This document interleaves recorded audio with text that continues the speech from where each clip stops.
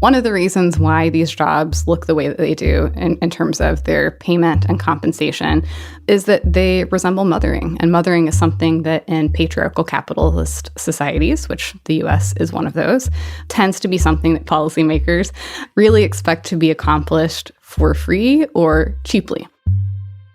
We've talked a lot about what it means to be a chef and how certain lines have been drawn to distinguish between a home cook and a professional chef. But what about a lunch lady? Today on Copper and Heat, we're bringing you episode 1 of Leftover, a new 6-part original series from LWC Studios. It's a deep dive investigation into America's national school lunch program. In this first episode, reporter Jessica Terrell explores the cultural figure of the lunch lady and dives into how students and workers lose when bureaucrats focus on cost over care. This episode really digs into the question of why we undervalue the work that people do in school cafeterias. And it comes down to how we value emotional labor and care work in the US. I hope you get as much out of it as I did. And if you like this episode, be sure to check out the rest of the series. Leftover is out now wherever you get your podcasts.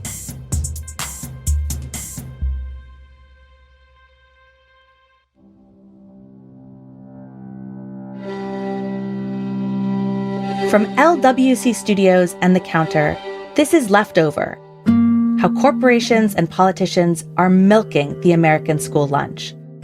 I'm Jessica Terrell. This is episode 1 of a 6-part series about one of the country's largest anti-hunger programs and how it has been mired in politics and corporate greed to the detriment of millions of American children.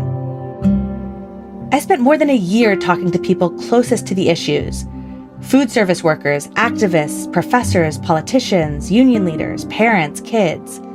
And no one said our school lunch system is working the way it could or should be. I think that the National School Lunch Program says that America is very confused.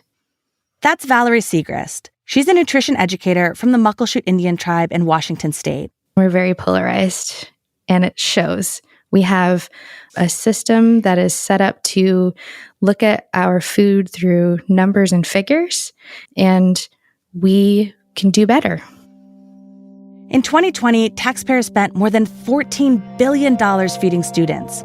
But school lunch programs are still largely underfunded and understaffed. Many schools lack the kitchen equipment needed to do anything other than reheat frozen entrees shipped to them by corporations from across the country. Waves of people have tried to fix the problems. They've had congressional hearings, changed nutrition standards, even founded nonprofits to get kids to eat more veggies. But none of them have addressed the issue at the heart of the problem: how people think about caregiving in America, what it means to be cared for and nourished, who deserves that care, who provides that care, and what, as a society, we are willing to pay them to provide it.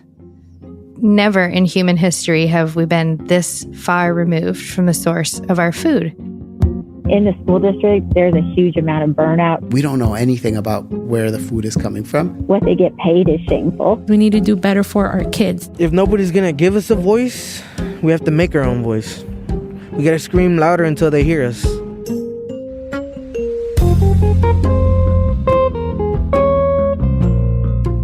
Those are some of the people from my reporting around the country that you'll hear from in coming episodes. But we'll begin by looking at how a low-cost school lunch is detrimental to the women serving that lunch, and how nickel and diming workers undermines efforts to truly nourish kids.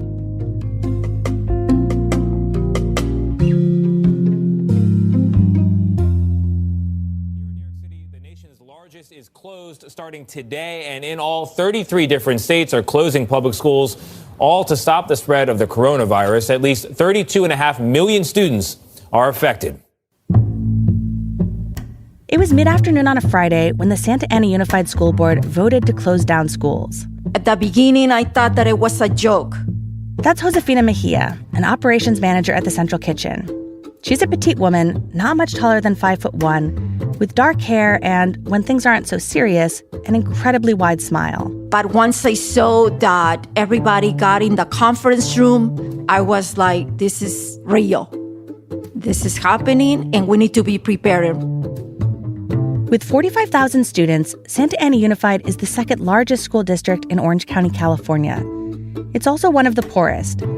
School meals are the main source of nutrition for many children here. Without notice, school lunch workers had just 2 days to figure out how to keep those kids fed at home on Monday. It was a very tough weekend. I think none of us were ready for it. 2 years later, Josefina can still remember the menu they cobbled together.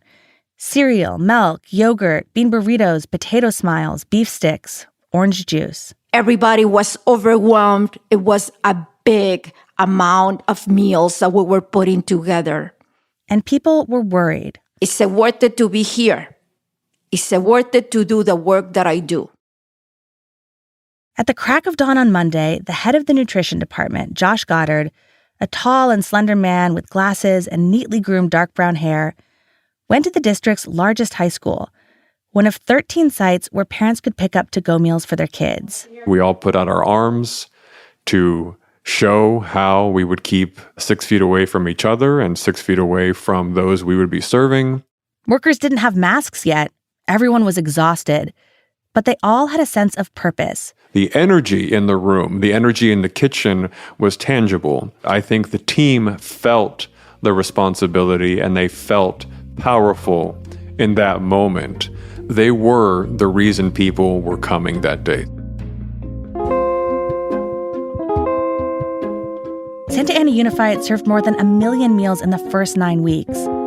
That's less than they would have dished up when everyone was eating in a cafeteria, but an extraordinary number under the circumstances. For a while, school lunch workers were some of the most important people in school districts. They were essential workers. They were heroes. Until they weren't. By the fall of 2022, the federal government had ended funding for universal free meals for all public school students. The names of the women had faded from the wall, and lunch workers returned to being the butt of jokes, an easy scapegoat for everything that's wrong with the country's school lunch program. And there's a lot that's wrong. They have to handle some stuff. These are my coworkers. These are the ladies that make it happen. This place is literally ran by women. So, for anybody out there that's wondering, lunch ladies are the ones that you see at the schools. Lunch ladies are the ones that also send the food out. Literally, there's how many men in here? Like 3 or 4 men? Yeah. 4 men. Mariela Alonso is a nutrition services worker in the Santa Ana Unified School District. She works in the district's central kitchen, often bundled up in layers to keep warm. Long-sleeve shirts under her uniform, a hairnet over her curly dark hair, a face mask that steams up her glasses. It's a huge bustling space with a warehouse that resembles a section of Costco. There are giant walk-in freezers and multiple assembly lines where women take frozen components, combine them to make an entree, and then repack those into individual portions for workers at smaller school kitchens to heat and serve. And milk. Okay. And then you guys just ran the hamburger? Yes. Yeah, that was very exciting because the patties are frozen. So the ladies have to wear double, triple gloves to be able to handle the patties. And then a person in the front puts the bottom of the bread, then the other ladies towards the back put the patties, then the very last person puts the top and it runs through the machine. And then you have 2 ladies catching here, and it goes pretty fast because we needed to get that done. Nearly 96% of students in the district are Latino, but the food in the district doesn't really reflect their cuisines. It's mostly the same frozen entrees served in schools from Oregon to Massachusetts. This is mac and cheese. And this is a chicken sandwich. Yeah. These are kind of like Hot Pockets, but they're government Hot Pockets. The government, USDA, and that's what they send, so that's what we serve. I'll tell you my personal experience. This is supposed to be mac and cheese. My kids don't eat it.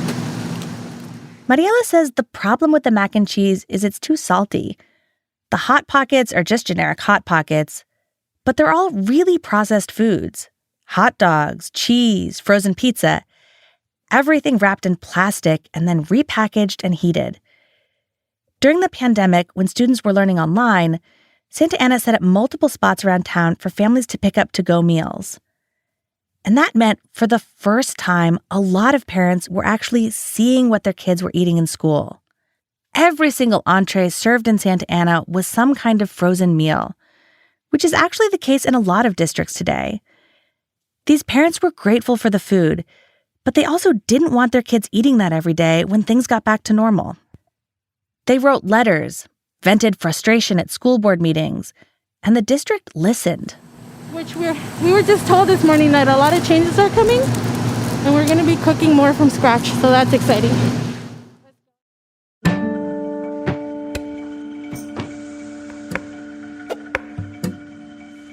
The school district has big ambitions for changing the way it serves school lunch.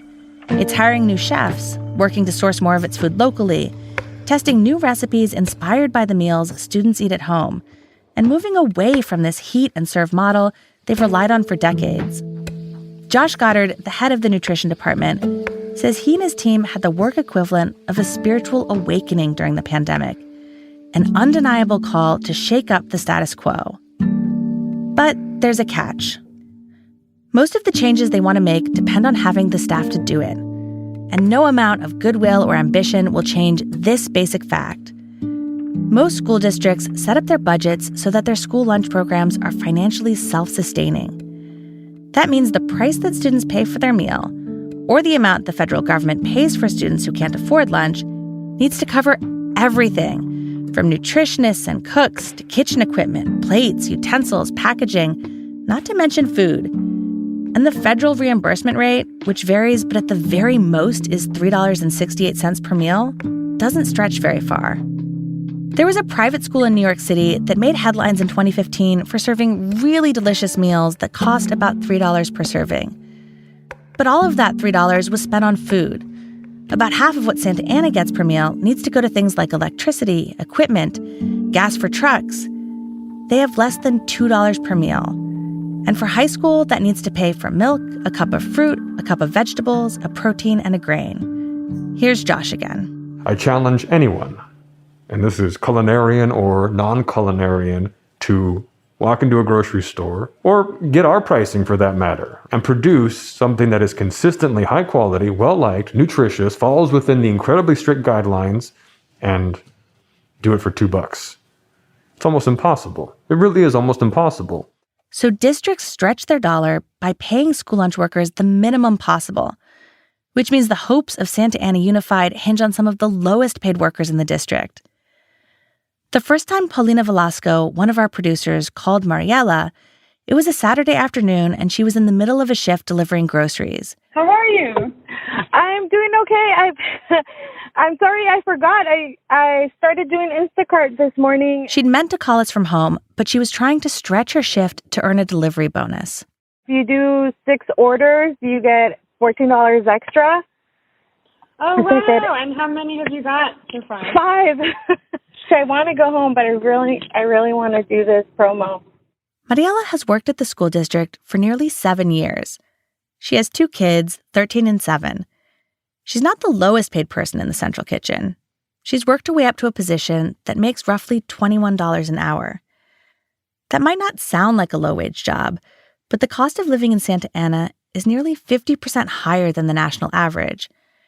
And her position is hourly, which means it's not a guaranteed 40 hours a week. In 2020, she made roughly $25,000 plus benefits. If the month is longer, our check could be a little bit better. But if the month is short, I say, oh man, now I really have to budget. Or I can't miss work this day. Or, you have to plan ahead. But Mariela says she didn't really get into school nutrition because of the pay. Before here, I was working housekeeping at the Disneyland Hotel. I was very unhappy there. Very unhappy because that's not what I wanted to do with my life. I don't know if that sounds bad, but to me, I felt like I needed to do something more meaningful. When Mariela was trying to figure out what she wanted to do with her life, she thought about how much lunch workers had meant to her when she was a kid. She started out serving in classroom cafeterias before applying for a better-paying job in the district's central kitchen. One day, she got a call in to sub at her old high school, alongside some of the lunch workers who fed her as a teenager. And they remembered me, and I got so emotional because like, oh my God, these ladies are amazing. You know, they remember all these kids. And for me to come back with the uniform that they wear, like, I felt privileged. At Santa Ana Unified, Mariela advocates for pay changes for herself and her coworkers through the local union. And she's trying to get more work hours. In the meantime, she's struggling financially after getting sick last winter and missing some days. Because I'm catching up. You know, I like dig a hole to cover another hole. Working weekends, delivering groceries means missing out on time with her kids. But it's what she needs to do to take care of them and do special things, like splurge on a birthday dinner. My daughter, for her 13th birthday. It's such a big deal, right? Well, she wanted wings. And those are the things, you know, like, because she knows mom's on a budget. I'm blessed to have kids that don't ask me for super expensive things too, because they've grown up with knowing that mom works hard. The grocery delivery bonus she was trying to make when we first talked to her helped her make her earning goal for the weekend. But she needs to make that money every weekend to stay on track. But everything's so expensive. Some of my coworkers here, you know, they're thinking about maybe becoming parents soon, but it's like, can they really afford it? And those are really hard choices and heartbreaking choices that you either choose to, you know, grow your family, or are you even going to be able to afford it? Mariela says she believes in Santa Ana's vision for school lunch, tossing out frozen burger patties in favor of fresh cooked meals that reflect the culture of Santa Ana students, trying to make sure that foods are sourced in ways that address climate change. She says it's exciting, but she also doesn't think she should have to work weekends to help make that happen. It's hard. And I don't think anybody should live like that, especially when you work so hard. The image of the hardworking lunch lady, the woman who toils until her fingers feel numb from handling so many frozen burger patties, who shows up because she cares about the kids, who remembers those kids 20 years later. That's not the image of cafeteria workers that shows up in pop culture. This is a song about the high school experience. Here's Adam Sandler in a Saturday Night Live sketch that school nutrition workers like Mariela still talk about. I'm talking about a person we call the lunch lady. Woke up in the morning, put on my new plastic glove, served some reheated Salisbury steak with a little slice of love. I got no clue what the chicken pot pie is made of. Just know everything's doing fine down here in Lunch Lady Land. While Adam Sandler sings, the actor Chris Farley dances around dressed up as a cafeteria worker in garish makeup and a hairnet. The song gets more and more ridiculous, with eventually the lunch lady being so in love with Sloppy Joe's that she marries the sandwich and has 6 kids. You know, I feel like in our culture, that's what comes to mind. I feel like that's what people think when they think of lunch ladies. Or maybe, Mariela says, they think about the lunch lady from The Simpsons. Here's lunch lady Doris receiving a truckload of beef hearts. Where do you want these beef hearts? On the floor. It doesn't look very clean. Just do your job, heart boy.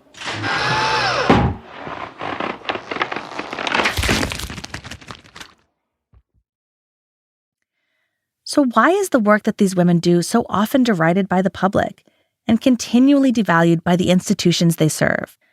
Part of it is that the general public has very little understanding of the enormous systemic challenges involved in the school lunch program. When their kids come home complaining about rubbery pizza or another day of corn dogs, parents get upset with the person most visible in school lunch, the person cooking or reheating and serving the food. Here's Josh Goddard again. Oh, it's blame the lunch worker first and foremost. It's blame the person in front of you. It's who gave this to you. Well, blame that person.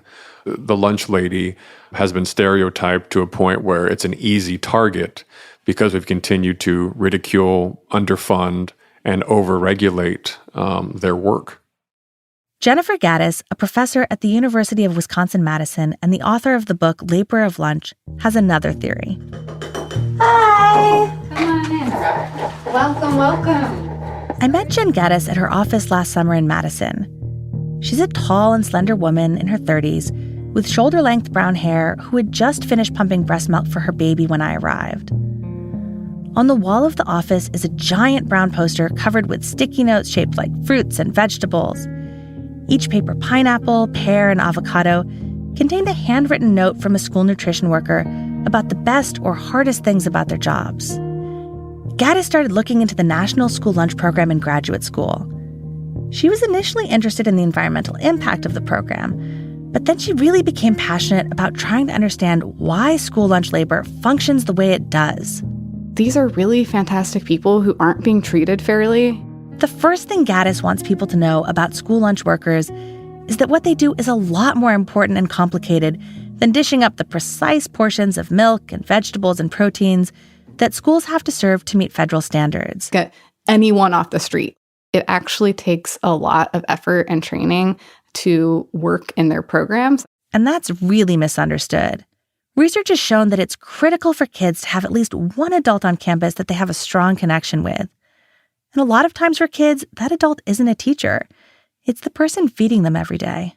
Workers may actually be growing with the child in a way that a teacher isn't. They're seeing them over time. They're also getting to know, siblings and other kind of family members and really understanding the constellation of these students' lives. And oftentimes the workers are from, the communities that they're serving. And sometimes they're the ones who are really able to recognize, like, hey, last year, that student seemed like they were smiling and like interacting with their peers, and they just seem really off this year. I got to see a little of this at the Academy for Global Citizenship, a dual-language charter school on the south side of Chicago. You gonna eat, mijo? You want some bottle jelly sandwich or you want a taco? You gonna eat it? Okay. Julie O'Grady, the school's kitchen manager, stands behind a large tray full of scratch-cooked chicken tacos, greeting most students in line by name. She's a middle-aged woman dressed with a black hairnet and black apron who is cheery and attentive.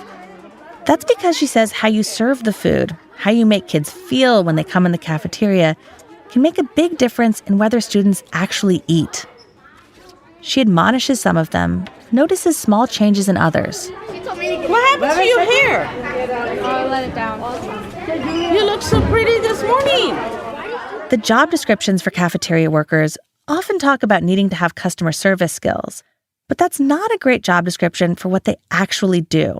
If you talk with people who are doing the daily work of feeding kids, a lot of them really will talk about how much they care about the kids, and they'll describe things that I would consider to be like emotional labor. Emotional labor. So much more of the emotional labor. One of the reasons why these jobs look the way that they do in terms of their payment and compensation is that they resemble mothering. And mothering is something that in patriarchal capitalist societies, which the US is one of those, tends to be something that policymakers really expect to be accomplished for free or... In a 2010 survey of school nutrition workers published by the Journal of School Health, 93% of school cafeteria workers were women. People literally used to refer to these as mom jobs.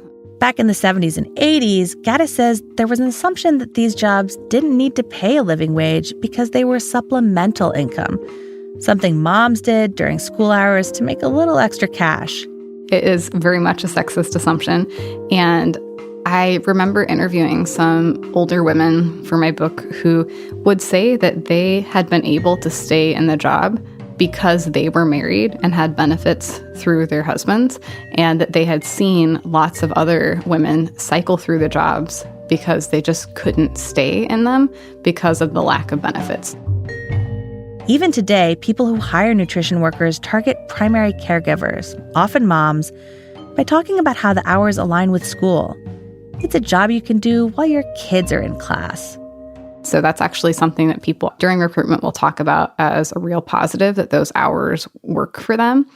But I think that it is a real challenge when people aren't having access to benefits through their jobs to keep them in those positions. Jen Gaddis says that a lot of school nutrition workers have seen a big jump in hourly wages during the pandemic, as school districts found they had to actually compete to keep workers. But she points out that many school lunch workers are still living below the federal poverty line, and they are often the lowest paid positions in the district, lower paid than custodial staff who are predominantly men, and they're often not full-time jobs. It's really one of those things where you will find that whatever the threshold is for benefits, and in some districts it might be 4 hours per day, in others it might be 6 hours per day, or even higher. But you'll find that there are a ton of employees who will be 15 minutes short of whatever that threshold is for benefits. Not having to provide benefits makes labor that much cheaper for the district. Nobody realized how hard these people work and how underpaid they are. So I think these people deserve, double the amount that what they're making. That's Josefina Mejia from Santa Ana again. She says the pandemic truly revealed how dedicated lunch workers are and what they're willing to do to keep kids fed. They were going home exhausted. They were going home sweating. They were going home thinking about tomorrow, but thinking about their families, thinking about their children, and thinking about the meals for the community. We are here for one purpose, and our purpose is to feed the students.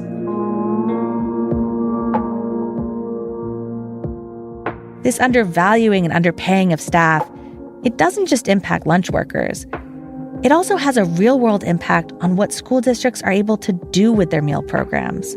It's widely accepted that there's a lot of turnover. Turnover means that you're always in this mode of recruitment where you may be working very short-staffed. And this is something that was always a problem, but became hyper visible and exacerbated during the pandemic. Being understaffed means offering fewer lunch options to students, relying more on prepackaged menus, leaning more heavily on workers who then don't have the time to connect with students, time to do the emotional labor that isn't in the official job description, but is such an important part of what they do. And certainly none of those things are going to happen if people are just frantically trying to get food on the line and on, students' lunch trays. There's also a real national emphasis right now on improving the quality of school meals, which is not something a lot of districts are going to be able to do if they're constantly understaffed or struggling to retain workers. And there's so much untapped potential in terms of what a lot of these workers could be doing if they were better supported in their job. So what exactly is the untapped potential of school lunch? To get a closer look, I spent some time at Pacific Elementary School, a small public school about 400 miles north of Santa Ana. Jerry, is first grade seated? Are they out there? No. For artichokes, and they can have another toast soda if they want. It's lunchtime at Pacific Elementary School, and the kitchen is bustling. The space is not much bigger than a very nice suburban single-family home kitchen. But somehow there's enough room for half a dozen 5th and 6th graders and 2 adults. The kids are coating tortillas with oil to make tostadas, washing dishes, and making the filling for blueberry pies. So I'm working on bean tostadas. I'm going to have sheets, and then I'm going to have oil, and then just flop them and then put them on the flap. Kids have been cooking lunches at the school for almost 40 years, ever since a local mom got fed up with her kids eating processed pizzas and sloppy joes.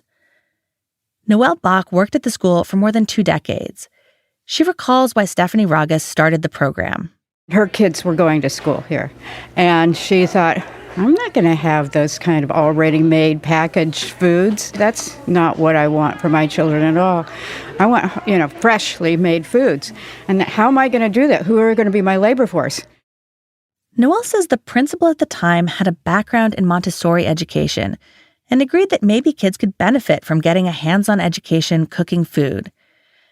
Having students do a lot of the cooking also helped take care of the labor force problem. Needing fewer paid workers made scratch cooking a more affordable proposition. It also helped that Stephanie was a professional baker and stepped up to run the program. And sure enough, the older kids learned how to be safe in the kitchen.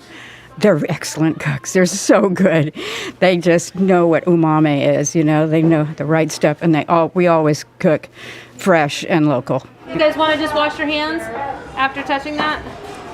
Okay. Students work under the careful supervision of 2 adults who operate as both cooks and teachers. But the kids are really cooking and serving food to fellow students and staff who all eat together.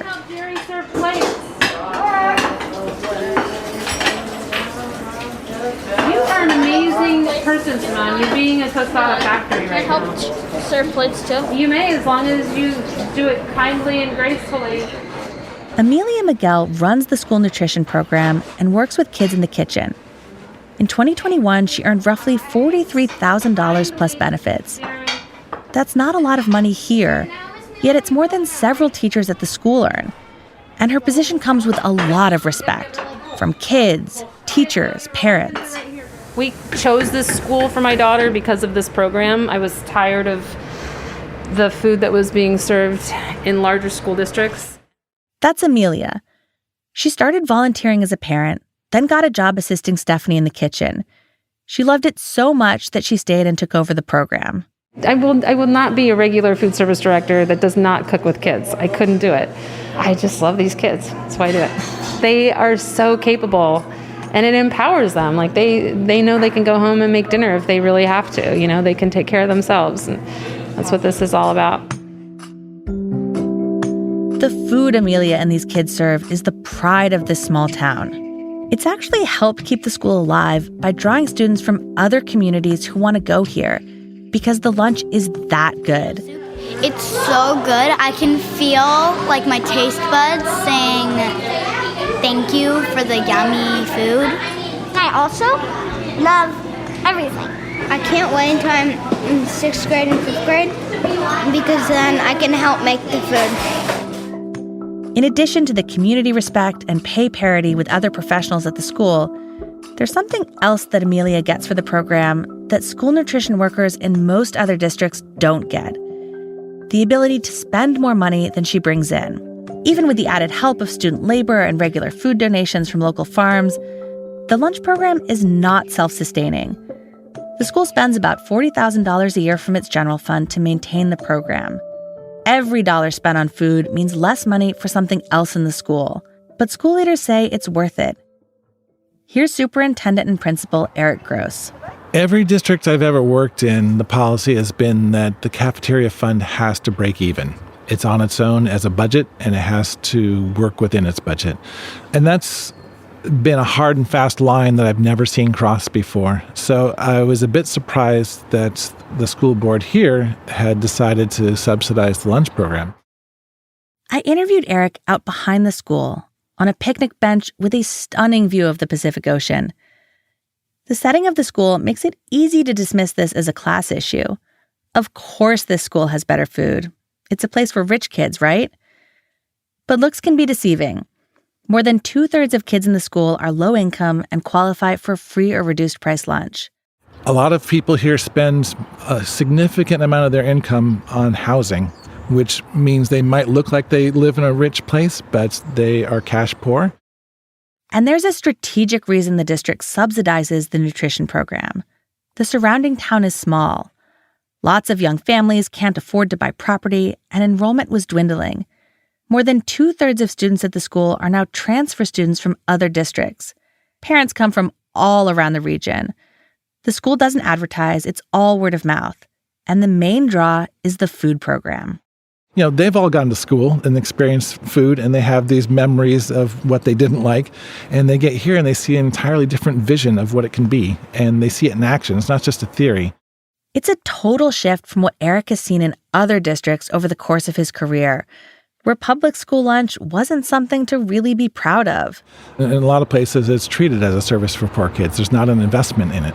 I think most people would agree that school lunches in general are not something we should be especially proud of. I think public schools have a lot to be proud of, but that is an area where we don't claim a lot of credit, and we tend to not talk about it.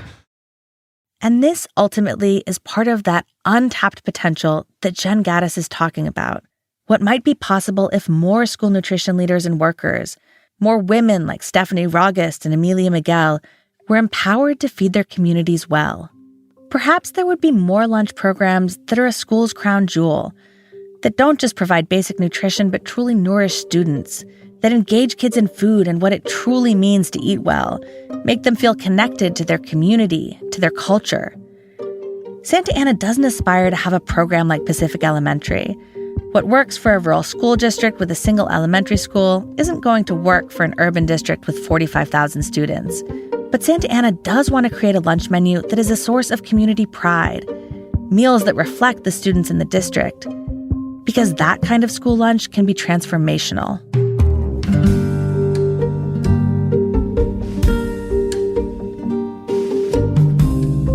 Leftover is an original production of LWC Studios.